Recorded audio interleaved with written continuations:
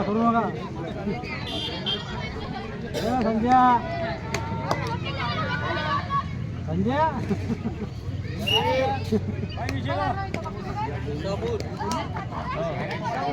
विजापूर आहे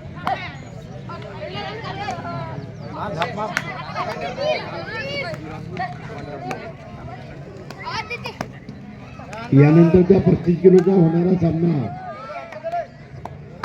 यानंतरचा 35 किलोचा होणारा सामना